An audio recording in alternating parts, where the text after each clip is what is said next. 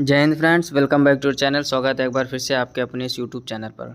कैसे हो आप सब? आई होप आप सब भी स्वस्थ होंगे, अच्छे होंगे और आपकी पढ़ाई भी अच्छी चल रही होगी। जैसा कि आप लोगों ने थंबनेल में देखा होगा, ये पार्ट 11 है, यानी इसके पहले पार्ट 10 अपलोड हो चुके हैं, जिसमें हम लोगों ने 200 नंबर तक क्वेश्चन कवर किए थे। ये आपके भूगोल के, भारत तथा विश्व के भूगोल के वो प्रश्न हैं जो SSC MTS 2022 में पूछे गए थे। ठीक, सेम क्वेश्चन।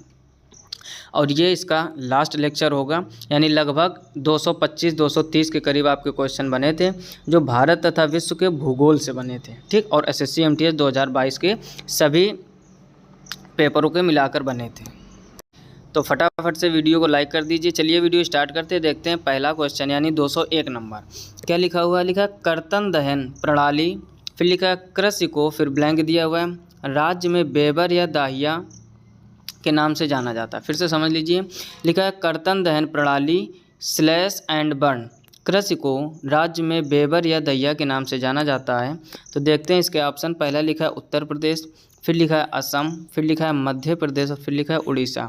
तो कर्तन दहन प्रणाली कृषि को किस राज्य में कह रहा है बेबर या दहिया के नाम से जाना जाता है? तो वो है आपका मध्य प्रदेश। ऑप्शन सी इसका सही हो जाएगा।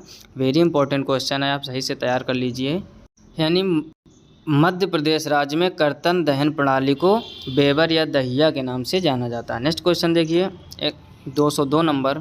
लिखा हुआ भारत निम्नलिखित में से किस देश के साथ सबसे लंबी भूमि सीमा साझा करता है? वेरी इंपॉर्टेंट क्वेश्चन है, ये समझ लीजिए आप, बहुत बार ये पूछा जा चुका है। ठीक है ना, यानी भारत किस देश के साथ सबसे लंबी भूमि साझा करता है?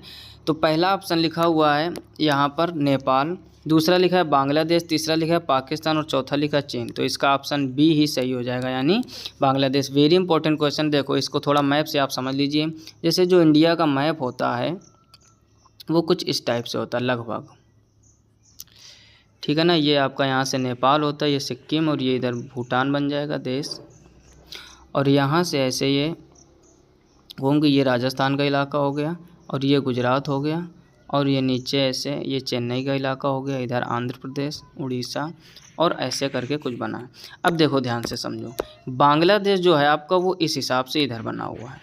ठीक, अब देखो अब, और नीचे ये है बंगाल की खाड़ी। ये क्या है? बंगाल की खाड़ी पूरब में, और पश्चिम में क्या है? इधर अरब सागर। पश्चिम में क्या है? अरब सागर, और नीचे है इसका हिंद महासागर, और ये है आपकी श्रीलंका। अब ध्यान से समझो, ये है आपका नेपाल, ये है भूटान, ये बांग्लादेश है। ठीक, और इधर ये है आपका पाकिस्तान ऐसे, और इधर ये आपका है ये अफ़गानिस्तान। ये पाकिस्तान है, ये अफ़गानिस्तान। अब कह रहा है भारत निम्नलिखित में से किस देश के साथ सबसे लंबी भूमि सीमा साझा करता है? अब देखो पाकिस्तान के साथ थोड़ा, इधर अफ़गानिस्तान, नेपाल में ये इतना नीचे नीचे, भूटान में ये उससे भी कम। अब आप इसमें गौर से देखो बांग्लादेश को, जो हमने ब्लू से दिखाया, यहाँ से चालू होता है ये पश्चिम बंगाल का इलाका, ऐसे होते होते पूरा इतना, यानी थोड़ी सी जगह ये बंगाल की खाड़ी की छूटती है, बाकी पूरा भारत से जुड़ा हुआ है। इसी वजह से इसका ऑप्शन बी सही हो जाएगा, यानी बांग्लादेश। आई होप आप मैथ से पूरा मैप से आप अच्छे से समझ गए होंगे। नेक्स्ट क्वेश्चन देखिए, 203 नंबर। लिखा हुआ पहले ब्लैंक दिया फिर ब्लैंक दिया के ऑक्साइड वर्षा जल में घुल जाते हैं और अम्ल बनाते हैं, जिसे अम्ल वर्षा कहा जाता है। यानी नीचे जो आपके तत्व या पदार्थ दिए गए हैं, करा उनमें से कौन कौन से ऐसे तत्व या पदार्थ हैं जिनके ऑक्साइड वर्षा जल में घुल जाते हैं और अम्ल बनाते हैं, जिसे अम्ल वर्षा कहते हैं। देखते हैं, पहला ऑप्शन लिखा फास्फोरस और सल्फर। तो सल्फर तो ठीक है इसमें, लेकिन फास्फोरस नहीं होता, तो इस वजह से पहला ऑप्शन नहीं होगा। फिर लिखा कैल्शियम और मैग्नीशियम, ये भी नहीं होगा। तीसरा लिखा है सल्फर और नाइट्रोजन, बिल्कुल सही ऑप्शन सी हो जाएगा। कार्बन डाइऑक्साइड, मीथेन, ये भी गलत। कहने का मतलब आप समझो कि सल्फर और नाइट्रोजन ऐसे हैं, इनके ऑक्साइड वर्षा जल में घुल जाते हैं और अम्ल बनाते हैं, जिसके कारण अम्ल वर्षा होती है। ठीक है ना, तो इसका ऑप्शन सी सही हो जाएगा। नेक्स्ट क्वेश्चन देखिए, 204 नंबर। लिखा है विंध्य के सतपुड़ा पर्वतमालाओं के बीच कौन सी नदी बहती है? पहला लिखा है महानदी, फिर लिखा है गोदावरी, फिर लिखा है नर्मदा, फिर लिखा है सोन। तो उसके कहने का मतलब ये है कि विंध्य के सतपुड़ा पर्वतमालाओं के बीच कौन सी नदी बहती है? तो वो है आपकी नर्मदा नदी। यहाँ पर नदियों से रिलेटेड क्वेश्चन आया, 2 पॉइंट और समझ लीजिए, नर्मदा के बारे में और ताप्ती के बारे में। यानी नर्मदा और ताप्ती ये दो नदियाँ आपकी ऐसी नदियाँ हैं जो विपरीत दिशाओं में बहती हैं। यानी भारत की सभी नदियाँ पश्चिम से पूर्व की ओर बहती हैं, लेकिन ये दो नदियाँ पूर्व से पश्चिम की ओर बहती हैं और ये अरब सागर में गिरती है। बाकी सभी नदियाँ ज़्यादातर बंगाल की खाड़ी में पूर्व में गिरती हैं। आई होप आप बात को समझ गए होंगे। यदि आपसे क्वेश्चन पूछा जाए कि कौन सी दो नदियाँ हैं जो विपरीत दिशाओं में बहती हैं, तो नर्मदा और ताप्ती, और ये कहाँ गिरती हैं, अरब सागर में। किधर से किधर बहती हैं, तो पूर्व से पश्चिम की ओर। लेकिन यहाँ पूछा गया था विंध्य के सतपुड़ा पर्वतमालाओं के बीच कौन सी नदी बहती है, तो वो है आपकी नर्मदा नदी। नेक्स्ट क्वेश्चन देखिए, 205 नंबर लिखा है, किसी स्थान पर तापमान, आर्द्रता, वर्षा, वायु वेग आदि के संदर्भ में वायुमंडल की प्रतिदिन की परिस्थिति उस स्थान का या कि फिर खाली स्थान कहलाती है। बात को समझो, अच्छा क्वेश्चन है ये भी। लिखा हुआ है कि किसी स्थान पर तापमान, आर्द्रता, वर्षा, वायु वेग आदि के संदर्भ में वायुमंडल की प्रतिदिन की जो परिस्थिति होती है उस स्थान की क्या कहलाती है। पहला लिखा है मौसम, फिर लिखा है पर्यावरण, फिर लिखा है पारिस्थितिकी, फिर लिखा है जलवायु। तो सब लोग जानते हैं इसको क्या कहते हैं, मौसम। प्रतिदिन लोग नहीं कहते आज मौसम ख़राब है या आज का मौसम अच्छा है, आज बारिश का मौसम लग रहा है। तो प्रतिदिन की जो होता है यहाँ पर क्या लिखा हुआ है, इससे आप समझिए वायुमंडल की प्रतिदिन की परिस्थिति को हम लोग मौसम ही कहते हैं। नेक्स्ट क्वेश्चन देखिए, 206 नंबर लिखा हुआ, निम्नलिखित में से कौन से भारत के महत्वपूर्ण इस्पात उत्पादक केंद्र हैं। यानी इस्पात उत्पादक केंद्र कौन कौन से हैं। पहला ऑप्शन लिखा हुआ है, पहला पॉइंट दिया हुआ है भिलाई, तो ये है। जमशेदपुर ये भी है, और राउरकेला ये भी है। तो ये तो तीनों सही हो जाएंगे। कहने का मतलब उसने पूछा कि निम्नलिखित में से कौन से भारत के महत्वपूर्ण इस्पात उत्पादक केंद्र, तो भिलाई भी है, जमशेदपुर भी है, राउरकेला भी है। अब देखते हैं इसके ऑप्शन किसमें, तीनों ऑप्शन दिया। पहला लिखा केवल 1 और 2, तीसरा छोड़ दिया तो ये नहीं होगा। यहाँ लिखा केवल 1 और 3, दूसरा छोड़ दिया, ये नहीं होगा। तीसरे में लिखा है 1 2 3, बहुत सही। तो तीसरा ऑप्शन इसका सी सही हो जाएगा, यानी पहला, दूसरा और तीसरा। यानी इस्पात उत्पादक जो केंद्र हैं आपके भिलाई भी है, जमशेदपुर भी है और राउरकेला भी है। और ऑप्शन डी में पहला छोड़ दिया तो ये गलत हो जाएगा। नेक्स्ट क्वेश्चन देखिए, 207 नंबर लिखा हुआ, निम्नलिखित में से कौन सा राज्य नेपाल के साथ सीमा साझा नहीं करता है। अब ध्यान से समझो, देखो जिसको मैप के बारे में नॉलेज है आप आसानी से कर पाओगे। बिहार सीमा साझा करता है, हिमाचल प्रदेश नहीं करता, क्योंकि हिमाचल प्रदेश काफ़ी आपका पश्चिम साइड में। उत्तर प्रदेश भी करता है और उत्तराखंड भी करता है। उत्तराखंड के जस्ट नीचे उत्तर प्रदेश है, उत्तर प्रदेश के जस्ट पूर्व की ओर बिहार है। तो कह रहा है निम्नलिखित में से कौन सा वो है राज्य जो नेपाल के साथ सीमा साझा नहीं करता है, तो वो है आपका हिमाचल प्रदेश। हिमाचल प्रदेश नेपाल को बिल्कुल भी टच या स्पर्श नहीं करता है। नेक्स्ट क्वेश्चन देखिए, 208 नंबर लिखा हुआ है, मिट्टी की किस परत में ह्यूमस की सांद्रता सर्वाधिक होती है। पहला लिखा है पेरेंट रॉक, फिर लिखा है ऊपरी मिट्टी, फिर लिखा है उपमृदा, फिर लिखा है अपक्षय चट्टान सामग्री। क्वेश्चन पूछा गया है आपसे कि मिट्टी की किस परत में ह्यूमस की सांद्रता सर्वाधिक होती है, तो वो होती है आपकी ऊपरी परत में, टॉप सॉइल जिसको हम लोग कहते हैं। मिट्टी की ऊपरी परत में ह्यूमस की सांद्रता सबसे अधिक होती है। नेक्स्ट क्वेश्चन देखिए, 209 नंबर लिखा है, निम्नलिखित में से कौन सी नदी नर्मदा नदी की सहायक नदी है। पहला लिखा है तवा, बिल्कुल सही यही है। दूसरा लिखा कोयना नहीं होगी, बेतवा ये भी नहीं होगी, केन ये भी नहीं होगी। जो तवा नदी है आपके, ध्यान से समझिए, जो तवा नदी है आपकी वो नर्मदा नदी की सहायक नदी, तो ऑप्शन ए इसका सही हो जाएगा। नेक्स्ट क्वेश्चन देखिए, 210 नंबर लिखा हुआ, मीनल ने शनि के सबसे बड़े चंद्रमा पर एक निबंध लिखा था। यह निम्नलिखित में से कौन सा चंद्रमा है। यानी मीनल नाम के एक व्यक्ति हैं, इन्होंने शनि के सबसे बड़े चंद्रमा पर एक निबंध लिखा था। वो चंद्रमा कौन सा, पहला लिखा है यूरोपा, फिर लिखा है टाइटन, फिर लिखा है कार्मे और फिर है एटला। तो वो था आपका टाइटन। ऑप्शन बी इसका सही हो जाएगा। यानी मीनल ने शनि के संबंध में जो चंद्रमा पर एक निबंध लिखा था, और ये कौन सा चंद्रमा है, तो ये चंद्रमा का नाम है आपका टाइटन। नेक्स्ट क्वेश्चन देखिए, 211 नंबर क्या लिखा हुआ है। लिखा है 2011 की जनगणना के अनुसार भारत की जनसंख्या का लिंगानुपात फिर ब्लैंक दिया गया है।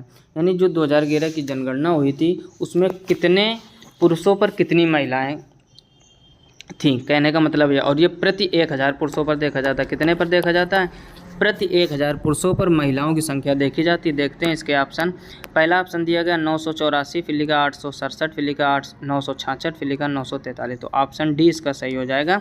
पिछले लेक्चरों में हम बता चुके हैं कि 1000 व्यक्तियों पर 943 महिलाएं थीं, ये था। और जो जनगणना होती है भारत में, प्रति 1000 पुरुषों पर महिलाओं की संख्या देखी जाती है। तो 2011 की जनगणना के अनुसार कितना था, तो 943 महिलाएं प्रति 1000 पुरुषों पर। तो ऑप्शन डी इसका सही हो जाएगा। नेक्स्ट क्वेश्चन देखिए, 212 नंबर लिखा हुआ है, दाची गाम राष्ट्रीय उद्यान, फिर डैची गाम नेशनल पार्क, फिर लिखा है निम्नलिखित में से किस राज्य केंद्र शासित प्रदेश में स्थित है। यानी जो दाची गाम राष्ट्रीय उद्यान है वो निम्नलिखित में से किस राज्य में या केंद्र में स्थित है। देखते हैं इसके ऑप्शन। पहला ऑप्शन लिखा है कर्नाटक, दूसरा लिखा है गुजरात, तीसरा लिखा है केरल और चौथा लिखा है जम्मू और कश्मीर।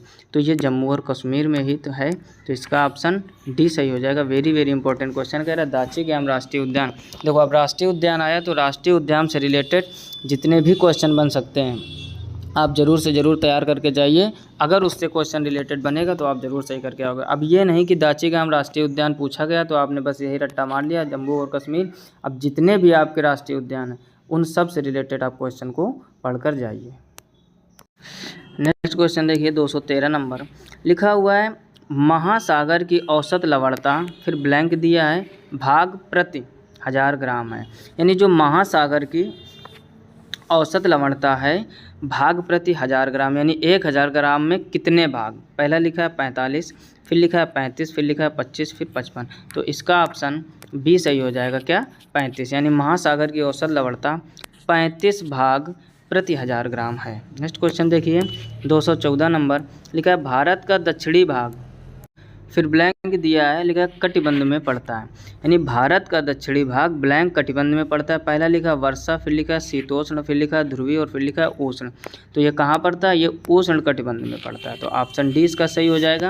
यानी भारत का दक्षिणी भाग किस कटिबंध में पड़ता है, तो उष्ण कटिबंध में पड़ता है। कौन सा भाग, दक्षिणी भाग, ये भी ध्यान देना है। अगला लिखो 215 नंबर लिखा है आधिकारिक तौर पर भारत में परलैंगिक व्यक्तियों, फिर लिखा है पर पहली बार दर्ज किए गए आंकड़े किस जनगणना में एकत्र किए गए थे। यानी कौन सी वो जनगणना थी जिसमें आधिकारिक तौर पर भारत में परलैंगिक व्यक्तियों पर पहली बार दर्ज किए गए आंकड़े आए थे। तो देखते हैं ऑप्शन इसका लिखा है पहला 2011, फिर लिखा है 2001, फिर लिखा 1991, फिर लिखा 1981। तो ऑप्शन ए इसका सही हो जाएगा 2011।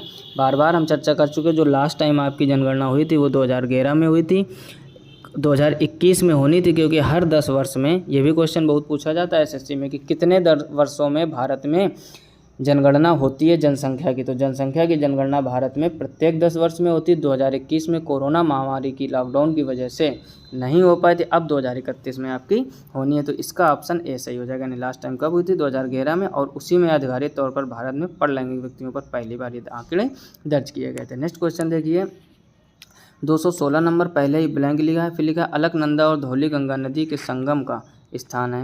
यानी जो अलकनंदा और धौलीगंगा नदी का संगम है वो कहाँ पर होता है। पहला लिखा है नंद प्रयाग, फिर लिखा है विष्णु प्रयाग, फिर लिखा है कर्ण प्रयाग, फिर लिखा है रुद्र प्रयाग।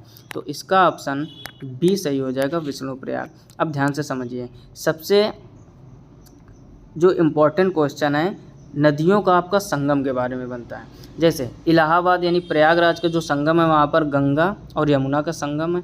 कहा तो जाता है गंगा यमुना सरस्वती तीनों बहनें वहाँ पर मिलेगी, जो धार्मिक मान्यता है। फिलहाल में गंगा और यमुना वहाँ पर मिलती हुई दिखाई देती हैं प्रयागराज के संगम में। अब होता क्या, गोमुख नामक स्थान से आपकी निकलती है भागीरथी। कुछ और पॉइंट समझ लीजिए आप, और नोट पॉइंट पर अपने नोट लिख दिए। भागीरथी जो नदी है ये आपकी कहाँ से निकलती है, ये निकलती है हिमालय के गोमुख नामक स्थान से, और यह नदी देवप्रयाग में आकर, कहाँ पर, देवप्रयाग में आकर अलकनंदा से मिल जाती है और वहीं से इसका नाम गंगा पड़ जाता है। जैसे इस क्वेश्चन में तो आपसे पूछा गया कि अलकनंदा धौलीगंगा कहाँ मिलती है, तो ये दोनों मिलती हैं विष्णु प्रयाग में। ठीक है, देवप्रयाग में कौन कौन सी नदी मिलती है ये भी क्वेश्चन पूछा जाता है। देवप्रयाग में मिलती हैं आपकी भागीरथी और अलकनंदा, और भागीरथी अलकनंदा जैसे ही देवप्रयाग में मिलती हैं तो वहीं से इसका नाम पड़ जाता है गंगा। ठीक, और गंगा एक भारत की पवित्र नदी भी मानी गई है। इस टाइप से भी एक क्वेश्चन बनता है। तो इस हिसाब से अलकनंदा और धौलीगंगा कहाँ मिलती हैं, इनका संगम होता है विष्णु प्रयाग में। नेक्स्ट क्वेश्चन देखिए 217 नंबर लिखा 2022 तक कौन सा भारतीय राज्य बांग्लादेश के साथ सीमा साझा नहीं करता। यानी 22 तक की जो मैपिंग के हिसाब से बांग्लादेश कह रहा है किसके साथ सीमा साझा नहीं करता। पहला लिखा है मेघालय, फिर लिखा है बिहार, फिर लिखा है पश्चिम बंगाल, फिर लिखा है मिजोरम। तो बांग्लादेश किसको टच नहीं करता है, बिहार को। ऑप्शन बी इसका सही हो जाएगा। क्यों, क्योंकि इसका जो मैप है बिहार के जस्ट बगल में हो गया पश्चिम बंगाल, और नीचे से लेकर ऊपर तक घूमते हुए पूरा पश्चिम बंगाल गया। तो जो बांग्लादेश है वो आपको पश्चिम बंगाल को वहाँ पर स्पर्श करता है, बीच में पश्चिम बंगाल पड़ जाता है, इस वजह से बिहार को स्पर्श नहीं करता। मैप आप तैयार कर लीजिए, यकीन मानो आप 100% इस टाइप के क्वेश्चन कभी गलत नहीं करोगे। नेक्स्ट क्वेश्चन देखिए 218 नंबर लिखा हुआ भारत में पहली भूमिगत रेलवे कहाँ शुरू की गई थी। यानी जो पहली भारत में रेलवे थी वो कहाँ शुरू की गई थी। पहला लिखा कोलकाता, मुंबई, पुणे और चेन्नई। तो इसका ऑप्शन ए सही हो जाएगा, यानी कोलकाता। यानी भारत में जो पहली भूमिगत रेलवे थी वो कहाँ शुरू की गई थी, वो की गई थी कोलकाता में। ऑप्शन ए इसका सही हो जाएगा। नेक्स्ट क्वेश्चन देखिए 219 नंबर लिखा हुआ भूतल पर वह बिंदु जो भूकंप के उद्गम केंद्र के समीपतम होता है फिर खाली स्थान कहलाता है। इसे पढ़ लीजिए। लिखा है भूतल पर वह बिंदु जो भूकंप के उद्गम केंद्र के समीपतम होता है कहलाता है। उसको यानी क्या कहते हैं, ध्यान से समझिए। पहला लिखा है अवकेंद्र, फिर लिखा है मध्यालंकरण, फिर लिखा है अर्धकेंद्र, फिर लिखा है अधिकेंद्र। तो भूतल पर वह बिंदु जो भूकंप के उद्गम केंद्र से समीपतम होता है उसको कहते हैं अधिकेंद्र। देखिए कहाँ पर ऑप्शन दिया अधिकेंद्र, तो ऑप्शन डी इसका सही हो जाएगा, यानी इपी सेंटर अधिकेंद्र बोलते हैं। नेक्स्ट क्वेश्चन देखिए 220 नंबर लिखा हुआ है किस प्रकार की कृषि में भूमि का उपयोग भोजन व चारे की फसलें उगाने और पशुधन पालन के लिए किया जाता है। फिर से पढ़ लीजिए, अच्छा क्वेश्चन है। लिखा हुआ है किस प्रकार की कृषि में भूमि का उपयोग भोजन व चारे की फसलें उगाने और पशुधन पालन के लिए किया जाता है। पहला लिखा है मिश्रित कृषि, फिर लिखा है स्थानांतरित कृषि, फिर लिखा है रोपण कृषि, फिर लिखा है निर्वाह कृषि। तो आसान सा क्वेश्चन, इसका ऑप्शन पहला सही हो जाएगा, यानी मिश्रित कृषि। कहने का मतलब ये है कह रहा किस प्रकार की कृषि में भूमि का उपयोग भोजन व चारे। अब देखो भोजन व चारे, जैसे अपने यहाँ का एग्जाम्पल ले लो, कुछ फसलें ऐसी होती हैं जो चारे के लिए भी काम आती है और उनके बीच में कुछ बीज ऐसे बो दिए जाते हैं जो हम लोगों के भोजन में भी काम आते हैं। समझ गए ना। तो जिसके यहाँ, जिसको गांव में बरिहान बोलते हैं, क्या बोलते हैं, बरिहान। यानी उसमें देखा होगा खेत की जो मुख्य फसल है वो तो होती है और उसके बीच बीच में कुछ बीज ऐसे डाल दिए जाते हैं जिसमें हमारी सब्जियां तैयार हो जाती है। तो वहीं से आप समझो भोजन व चारे दोनों चीज़ें हो गई। कह रहा और पशुधन पालन के लिए किया जाता है तो वो मिश्रित कृषि होगी, यानी एक ही जगह पर एक ही समय में 2-3 वैरायटी के बीज डालना, उसी को एक तरह से मिश्रित कृषि कहते हैं। तो option A is correct. Next question देखिए 221 नंबर लिखा है कितने देश भारत के साथ भूमि सीमा साझा करते हैं। पहला लिखा 6, फिर लिखा 7, फिर लिखा 5 और फिर लिखा 8। तो आसान सा क्वेश्चन है, यदि आपको मैप के बारे में नॉलेज है तो इसका ऑप्शन बी सही हो जाएगा, यानी 7। कितने देश भारत के साथ भूमि सीमा साझा करते हैं, तो वो देश है 7। नेक्स्ट क्वेश्चन देखिए 222 नंबर लिखा हुआ निम्नलिखित में से कौन सा भारत का एक जैव मंडल संरक्षित क्षेत्र नहीं है। फिर से समझ लीजिए, कह रहा है निम्नलिखित में से कौन सा भारत का एक जैव मंडल संरक्षित क्षेत्र नहीं है। ध्यान दीजिए जरा, नहीं वाला पूछा गया। पहला लिखा है गिर वन, फिर लिखा है सुंदरवन, फिर लिखा है ठंडा रेगिस्तान, फिर लिखा है नीलगढ़। तो पहला ही ऑप्शन सही हो जाएगा, यानी गिर वन। जो गिर वन है आपका वो जैव मंडल संरक्षित क्षेत्र नहीं है, तो ऑप्शन ए इसका सही हो जाएगा। नेक्स्ट क्वेश्चन देखिए 223 नंबर लिखा हुआ निम्नलिखित में से कौन सा कृषि आधारित उद्योग है, यानी कृषि आधारित उद्योग कौन सा है। पहला लिखा है लोहा और इस्पात, फिर लिखा है एल्यूमिनियम, फिर लिखा है कोयला, फिर लिखा है चीनी। आप देखो ऑप्शन को पढ़कर ही जान जाओगे, कुछ चीज़ें आपको बिना पढ़े ही ऐसे समझ में आ जाएंगी। जैसे लोहा और इस्पात कह रहा है कृषि आधारित, तो क्या लोहा और इस्पात की कृषि की जाती।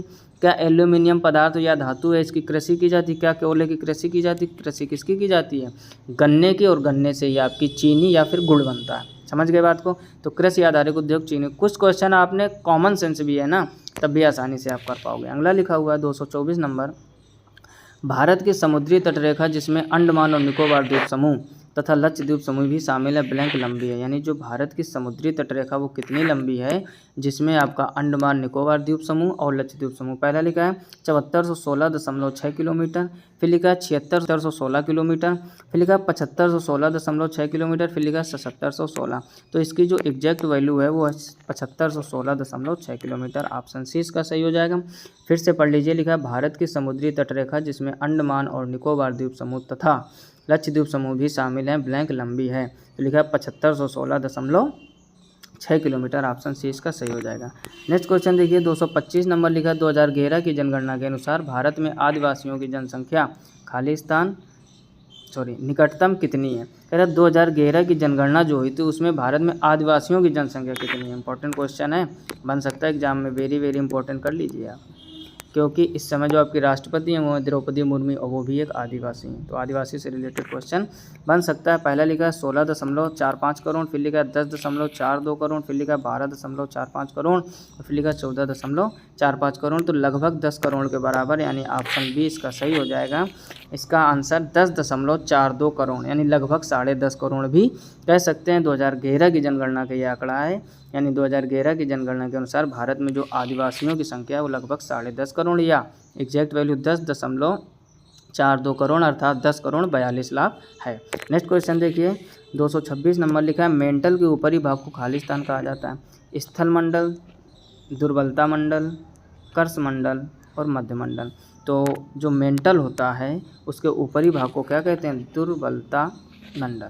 ऑप्शन बी इसका सही हो जाएगा। नेक्स्ट क्वेश्चन देखिए 227 नंबर लिखा है हमारे सौरमंडल का सबसे छोटा ग्रह कौन सा है? आसान सा क्वेश्चन है। बुध सबसे छोटा कौन सा है? बुध। और सबसे बड़ा कौन सा है? बृहस्पति। दोनों चीज़ें आप याद कर लीजिए। जो बृहस्पति है, बृहस्पति सबसे बड़ा ग्रह है, इसके 63 उपग्रह हैं। और सबसे छोटा कौन है? बुध। छोटा और बड़ा दोनों याद करके जाइए। चमकीला कौन है? शुक्र। लाल ग्रह कौन है? मंगल। पृथ्वी को नीला ग्रह भी कहते हैं। हर टाइप से आप क्वेश्चन प्रिपेयर करके जाइए। यानी अगर पूछा सबसे चमकीला ग्रह कौन सा है तो वो हो जाएगा शुक्र आपका। नीला ग्रह कौन सा है? वो हो जाएगा पृथ्वी। लाल ग्रह कौन सा है? वो हो जाएगा मंगल। सबसे छोटा ग्रह बुध, सबसे बड़ा ग्रह बृहस्पति। तो इस हिसाब से आप तैयारी करके जाइए। नेक्स्ट क्वेश्चन देखिए 228 नंबर लिखा जवाहरलाल नेहरू बंदरगाह कहाँ स्थित? पहला लिखा चेन्नई, फिर लिखा भुवनेश्वर, फिर लिखा नवी मुंबई, फिर लिखा कोलकाता। तो नवी मुंबई या मुंबई याद करूँ। जवाहरलाल नेहरू बंदरगाह कहाँ है? ये आपका मुंबई में है।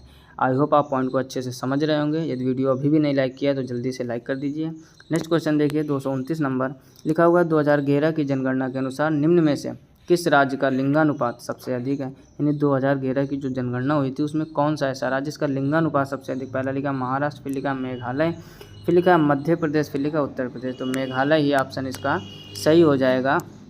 ऑप्शन बी इसका संयोजन है। मेघालय राज्य का लिंगानुपात सबसे ज़्यादा था। नेक्स्ट क्वेश्चन देखिए 230 नंबर लिखा हुआ निम्नलिखित में से कौन सा स्थलीय पारितंत्र का एक उदाहरण है? पहला लिखा तालाब, फिर लिखा घास के मैदान, फिर लिखा नदी और फिर लिखा महासागर।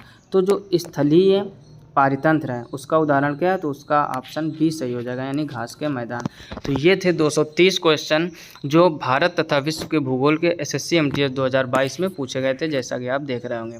आई होप आप पूरे क्वेश्चन अच्छे से समझ लिए होंगे। तो ये था पार्ट 11। इसके पहले पार्ट 10 ऑलरेडी अपलोड हो चुके हैं। यदि आपने वो नहीं देखे हैं तो ज़रूर से ज़रूर प्लेलिस्ट में जाकर देखिए, ठीक है, क्योंकि ये प्रीवियस ईयर क्वेश्चन है। इसके साथ कोई लापरवाही नहीं करनी है आपको। ये 230 क्वेश्चन थे भारत तथा विश्व के भूगोल के।